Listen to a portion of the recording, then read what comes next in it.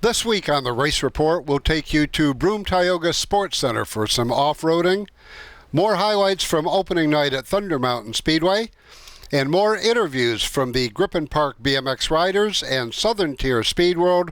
Welcome to another edition of the Race Report.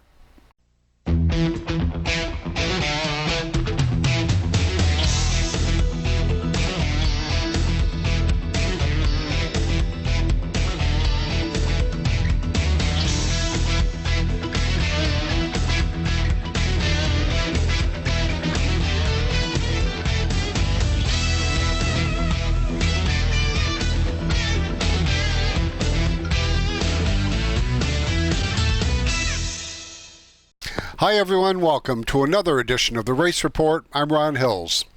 Rain washed out the entire weekend of racing in our area, including Skyline Raceway Park, which made the move from Saturdays to Fridays for the 2017 season.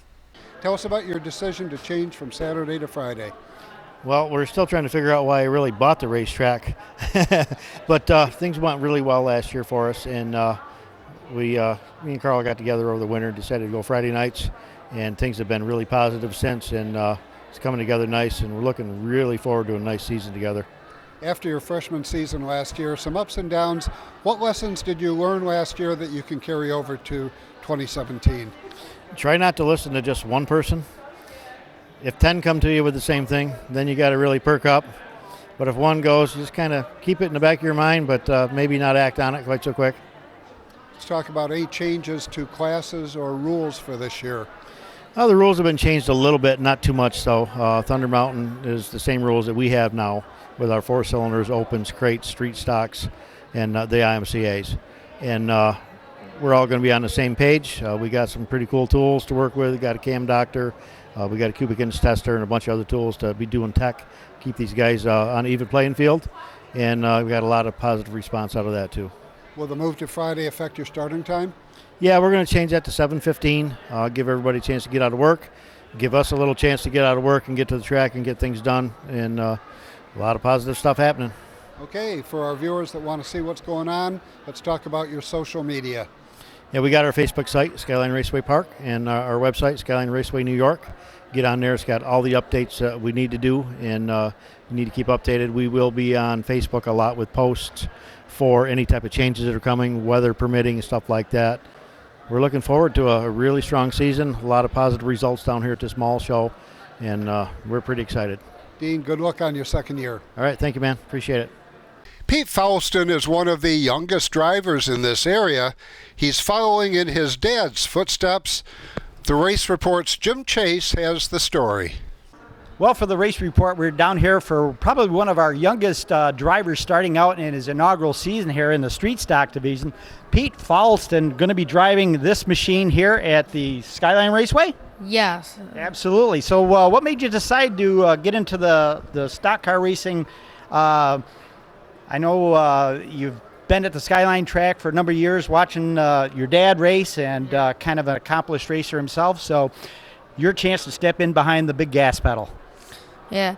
My grandpa raced and my dad raced.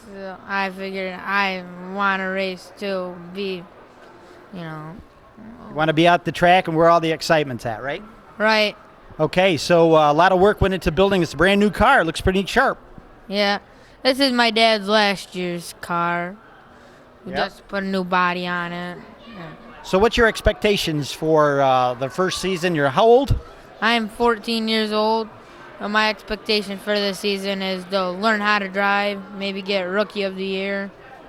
And finish the race. The main thing is to be able to start and finish the race, right? Right. What about some of your sponsors that are going to help you out this year? Do you know who your sponsors are going to be? Simmons Enterprise, Cummings Auto Machine, P&M Auto, my grandma and grandpa, my whole family, and everybody, and all my friends. Absolutely. And so how much work and preparation has gone into putting this car together so that you make your debut here at the Skyline Raceway Park? Not much. It was already together when I got it. But you've been getting your fingers dirty for a couple of years here, helping your dad on his street stocks and his open sportsman cars over the years. Yes. So you've got some knowledge, into kind of what goes on behind the scenes. Yes. Yeah, the car's getting close. Been kind of a long winter. We were getting the boys' car ready, and it's time to get mine ready now, and we're just getting close and just winding down on time. So new car in the works here. Got a lot of work going into the chassis over the off season, and what do we got going on? What kind of chassis, and who are you going to have on the car for sponsors? It's a 2016 MRC. It was brand new. Bought it, put it together, took it down, had them finish up the body and everything on it for us. It's going to have a Cummins motor. They've done all of our motor work since we started, and they do a real great job. Going to have P&M Auto. They give us a place to work on it every year. The Sunrise Family Farms, Evan Auction Service, Simmons Enterprise. All great sponsors, all great guys. They've helped us out pretty much since we started. So you're bringing Pete into the fold here. You're going to have a two-car team here. So we're going to teach him a little bit of how to get around that fast 3/8 clay. Yeah. We put together kind of a tank for him. Something he can learn on, so he can learn to lose. So that way, there when he wins, it's that much more appreciated. Well, that's always exciting to kind of have that father-son dynamics out there at the Speedway from one generation to the next, and probably to the next from here on out. Yeah, absolutely. It's kind of a family joke around the house. I'm going to beat you, Dad. Well, next week you'll be looking for a new ride, bub. So we're kind of got him pinned on that one. All right. Well, best of luck to you. You're going to be campaigning mainly at the Skyline Raceway. We're going to be kind of doing 2-3 nights a week. With Skyline and Thunder Mountain working together, it kind of gives us an opportunity to do a 2-night Skyline Thunder Mountain show with my car, and we'll see where it goes from there, and hit some special Sunday shows and so on. Well, you've been at this going around the tracks here for a number of years. How many years you been into the racing here at Central New York tracks? We've been racing for about 9 years now. This is our 9th year. Well, it continues to grow, and every year you continue to work your way towards the front, and maybe this is the year for the 2017 championship. Well, we're not building for second this year. We're going to win. James Cornell was the opening night winner in the IMCA Spec Modifieds at Skyline Raceway Park, leading from wire to wire. This year's car is a tribute to the greatest dirt racer from our area. James, the first thing that people see when they reach center court is the Pink Panther, except it's not the Pink Panther. Tell us about the tribute car. Yeah, a lot of people don't know that when I first started racing, I went to Chuck's house and I asked him if I could be J3, because I know he was always 3J, but I wanted to be J3 because of him. Growing up, he was, my idol, and but I always knew what the J stood for on his car with his son and everything. So it's something I've always wanted to do, and this year my dad and I were able to make it happen. Now, you've had great success. You've raced in just about every class locally. Tell us about the new car and what your campaign is for this year. This year is going to be probably a little different. We basically have 3 racetracks to race at this year with Outlaw, Thunder Mountain, and Glen Ridge now with the IMCA class. So we won't be around locally as much, but we're going to race as much as we can with the Empire Series and everything. But basically, hopefully it's a good tribute card to Chuck, and I know he was here yesterday and got to see it. So and he autographed the roof, and so he was happy to see it. So that's all that really matters. Okay, let's talk about the car itself. Is this a brand new from the chassis up? No, this it'll be 2 years old now. It's the same one that we ran last year, and all we did is we just went through it and put everything new on it, and then put the new body on and decided to do the tribute.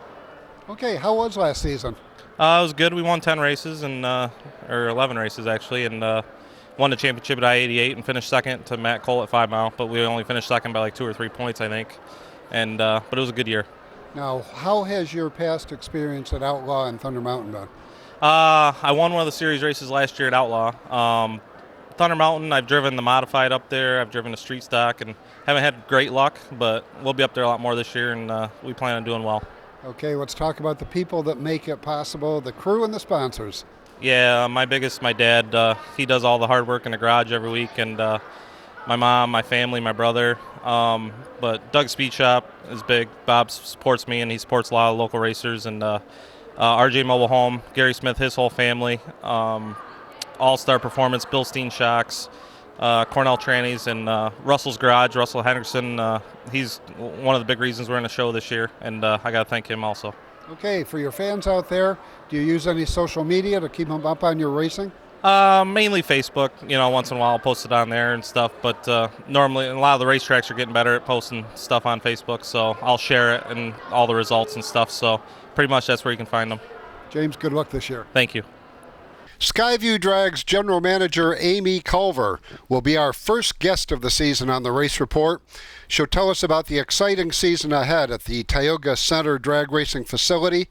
Join us for that interview this Monday night at 6 p.m. at the California Grill, 912 Vestal Parkway East in Vestal. Then stick around for another round of racing trivia at 7:30. This week's bonus answer is Bob Chipper.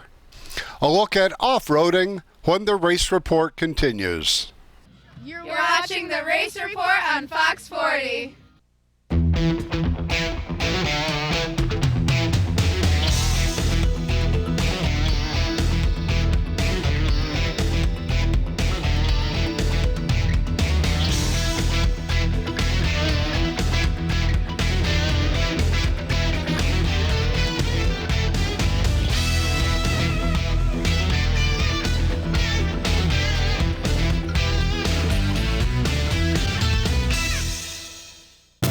.1, The Hawk, #1 for 20 in a row. This is Jason Aldean. Hot New Country. This is Luke Brown. This is Charles, Dave, and Hillary. and we are Lady Annabella. And I don't know why you don't take me downtown anymore. Binghamton's Hot New Country. This is Carrie Underwood. Every tear-soaked whiskey memory blown away. Binghamton's Hot New Country. 98.1, The Hawk. Unicorn Electronics in the Valley Plaza, Johnson City has the best pricing and selection of audio, video, and computer cables in the area. Don't spend a fortune on that HDMI cable for your new HD TV or Blu-ray player. Unicorn Electronics has quality cables in the lengths you need at a price you can afford. Expanding your network, Unicorn has the patch cables and accessories to make it happen. When you need to connect, think Unicorn Electronics in the Valley Plaza, Johnson City. 30 years of satisfied customers. That's the proud history of Brush and Pallet Auto in Candor. We have a large selection of cars, trucks, and SUVs. Here is this week's Car of the Week. We'll give you a $1,000 minimum trade-in, and we have financing options to fit your needs, including a first-time buyer's program. Think you can't afford it? We think you can. Check us out at brush-pallet.com or visit us in person at 598 Owego Road in Candor, New York. Welcome back to the Race Report. The Ladies Off-Road Club hosted an event on Sunday at Broome Tioga Sports Center that was open to beginners as well as veteran off-roaders.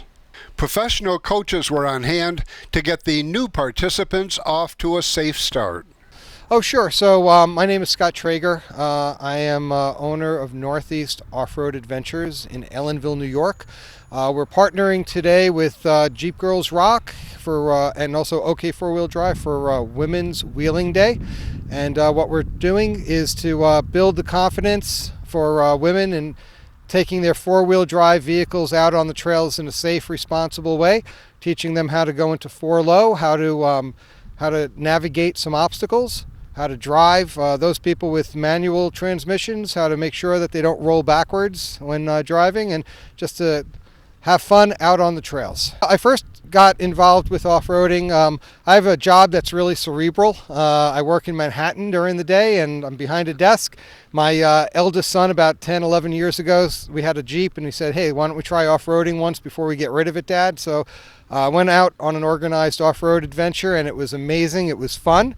Did a few more of those, started building up my vehicle, joined a Hudson Valley Four-Wheelers Club, and started training the new folks that came on board, and it was just absolutely fantastic, and decided, hey, this is a pretty cool business model. So started the school, and we train folks that are beginners or intermediate level. We host events. We are actually this year running 4x4 adventures and tours of Hunter Mountain Ski Resort. So that's something new for 2017.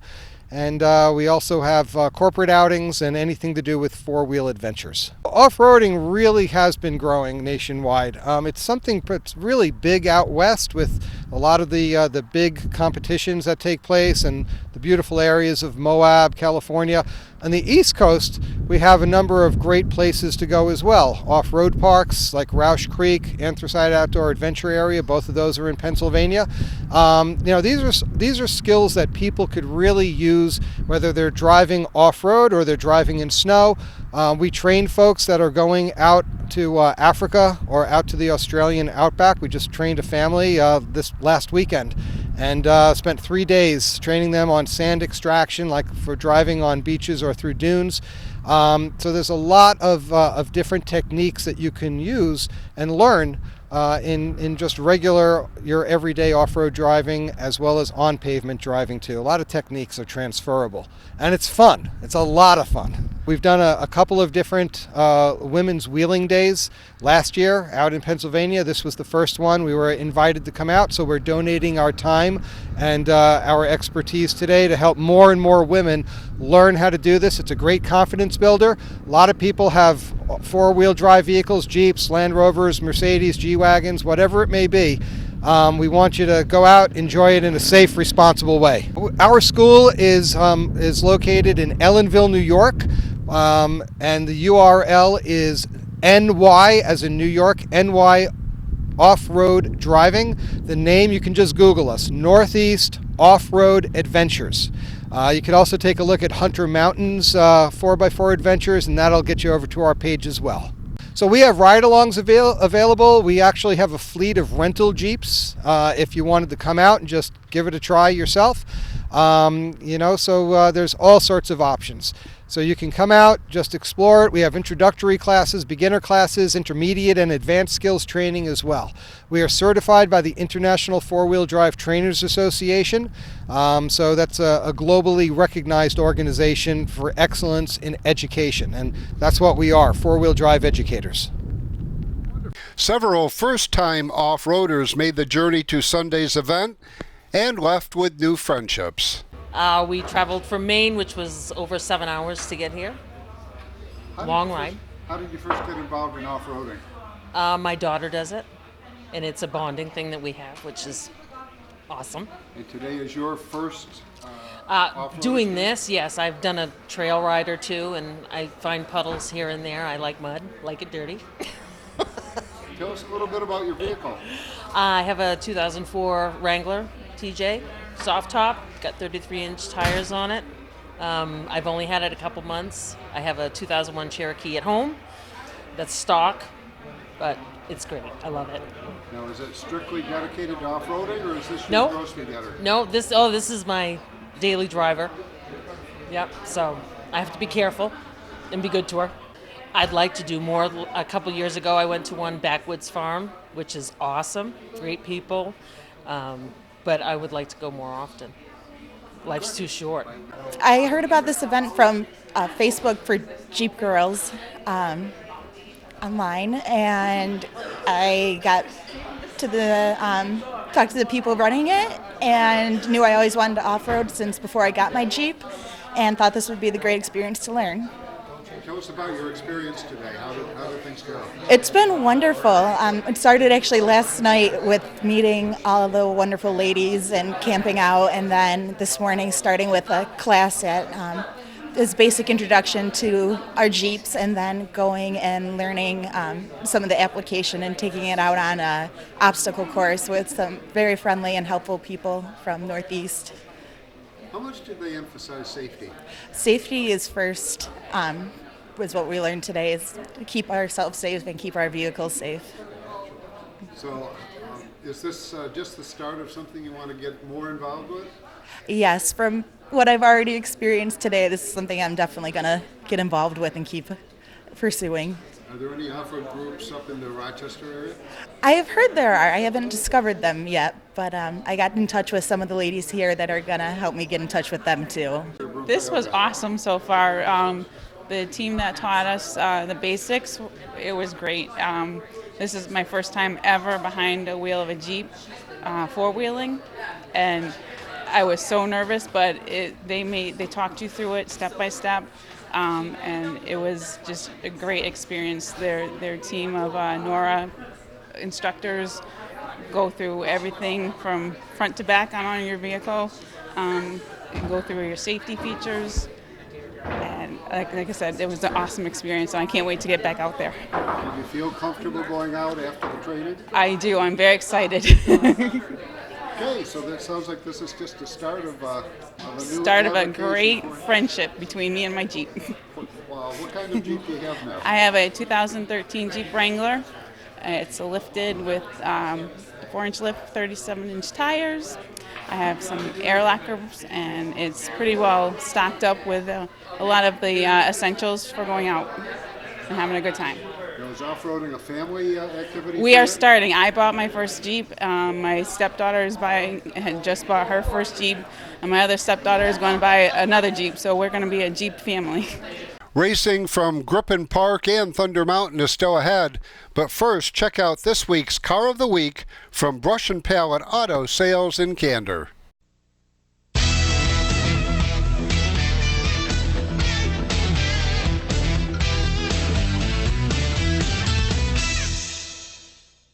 "30 years of satisfied customers. That's the proud history of Brush and Pallet Auto in Candor. We have a large selection of cars, trucks, and SUVs. Here is this week's Car of the Week.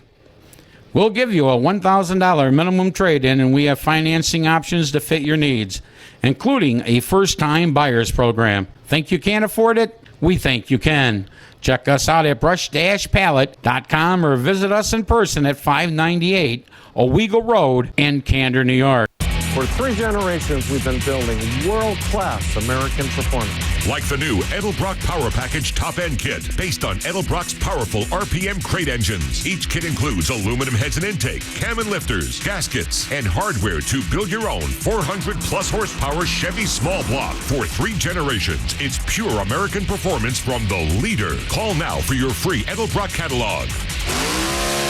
Edelbrock makes them right here in the USA. Welcome back to the Race Report. The USA Gold Cup event at Griffin Park attracted BMX riders from throughout the Northeast, including a local brother and sister team. Well, my dad used to race a lot and when he was younger, so he showed me some videos and I got interested in it. So then I tried it and I liked it. What do the kids at school think about you racing? Well, nobody, they know I race, and they get, one of my friends, she's kind of, scared of it, because she's afraid it's going to fall and stuff, but they cheer me on. Now, Ethan, did you start before or after Eva? After. And what do you think of BMX racing? Is it good? It's good. Is it a good time to spend with all your family? Yes. You get better every year? Or more yes. Practice? Yes. So Eva, this is a big national event. You're meeting a lot of new people that come from all over the country. What do you think of some of the people you've met? Well, I think that they're great riders and that they push me to go as fast as I can and to work harder. And we'll have more interviews from Griffin Park next week right here on The Race Report. And from everyone here at The Race Report, congratulations to our videographer Amanda Tuttle and her husband Jason. Their newest edition arrived on schedule on Monday. We leave you with more highlights from opening night at Thunder Mountain Speedway. For the entire staff of The Race Report, thanks for watching. Until next week, I'm Ron Hills, and I'll see you at the races. Will Eastman's going to lead him around to the green flag. Flagger gives him the green. We're going here. Will Eastman takes another lead going down. We got trouble going down into turn number 2. Couple cars locked together. One slowing now going down the back straightaway as Will Eastman maintains the lead. We got 2 cars in trouble now going off into turn number 3. They pulled off. Number 116 now takes second place. Will Eastman is starting to backslide a little bit as he loses the 3rd position now. Not turn number 4 to 17 leads. 116 second. That's Joe McCabe at Castle Creek. 63 third at Eric Boyd. Willie Eastman is really starting to backslide now. It looks like he has a problem with his number 120 car. He is now back to the 5th position. About to lose that to the 24 of Justin Shiner. Meanwhile, out front, the 17 maintains the lead. Got a good half a straightaway lead on the 116 of Joe McCabe going off into turn number 1 now. The 116 is second. Joe McCabe third. That's Eric Boyd fourth. Right now, Dana Davis fifth. The 24 car, Justin Shiner. Chris Jordan maintains the lead. Come off of 4. Going down into turn 1 now. Second place car of Joe McCabe. Still working lap traffic. Jordan has a good straightaway lead now on the 116. Nope. His left front is coming off the ground coming out of 4. He's got that right rear hooked up going into turn number 1, maintaining that advantage. Drifts it up high, going down the back straightaway. Got a nice arc going down into turn 3. Looks like he's dominant down there in the bottom, able to maintain a smooth line, almost like a qualifying lap for Chris Jordan. Second place now. It's like Joe McCabe is still in second position, working on a lap car. That is the 44 of Norm Whittemore. And they get together a little bit going into turn number 3. McCabe gets to the inside of Norm Whittemore. That could be for position. McCabe gets that spot back. Meanwhile, up front, looks like Chris Jordan still with a commanding lead. He's got about a half a track advantage now on McCabe, working through and weaving and dodging through lap traffic as head starter gives the 5 to go signal.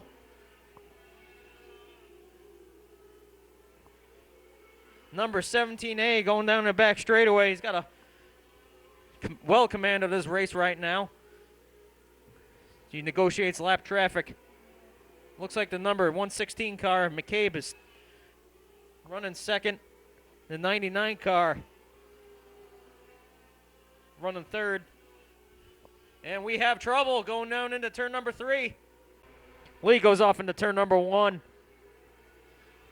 McCabe's got a good visual on him now that they brought back together. He's going to try and make a last-ditch effort here with a 2 lap coming down to 3 to go. Got a little bit of action out back right now in the number 4 car. 17A leads. McCabe second. Third, Eric Boyd. Fourth is the 138 car of Dana Davis. 4-hour rides fifth. The 24 car of Justin Shiner runs 6th as we got a battle for third position now. Heating up. The 138 car, Dana Davis, looks to the inside of Eric Boyd, coming down to the white flag. 1 lap to go. Meanwhile, up front, the 17A is well in command of this feature event for the XL 600 Modifieds. Coming out of turn number 4, feature winner, 17A Elite. Second, McCabe. Third, be Eric Boyd. Fourth, be the 138 of Dana Davis, rounding out the top.